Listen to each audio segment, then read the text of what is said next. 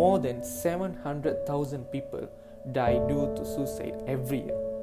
Suicide is the fourth leading cause of death among 15 to 19 years old in 2019. In Malaysia, since 2019 until May 2021, the number of suicide cases reported is 1,708.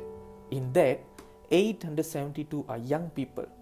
The three main reasons for them to suicide is pressure in studies, bullies at school or social media, and depression. Now, a suicide survivor will be sharing his part of the story. My experience with suicidal thought happened when I was back in middle school. Back then I used to get verbally bullied, and I always would take that personally. And I think at that time they were just joking around, or maybe, I don't know, maybe even being serious about it, but I took it very personally, and they kind of affected me in a way. On top of that, I was also dealing with severe anxiety, and I always thought the worst of what could happen, and that always puts me down. And so everything combined, I think that's what led to me thinking of suicidal thoughts.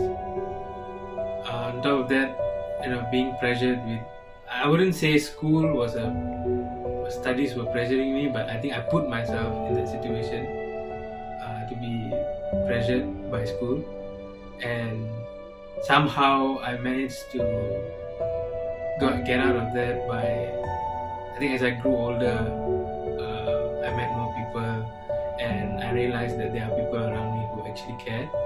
So that's how I got out of these suicidal thoughts and stuff like that. Yeah.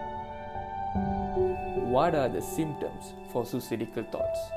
You will have the feeling or appearing to feel trapped or hopeless. Secondly, having mood shifts, either happy or sad. Other than that, you will talk about being burdened to others. Lastly, we will talk about suicide or dying.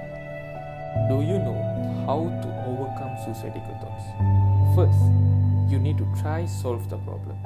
Second, you have to do the opposite of how you feel.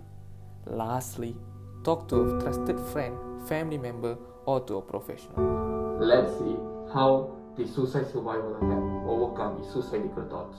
I can say, if you ever feel or are having those thoughts for whatever reason, for whatever you're going through, that you feel like you cannot handle, I would say go and talk to a friend, a family member, and if it's serious, then you can always call the helpline, suicidal helpline number, and I think they can help you out. But I'm pretty sure everyone can get through this.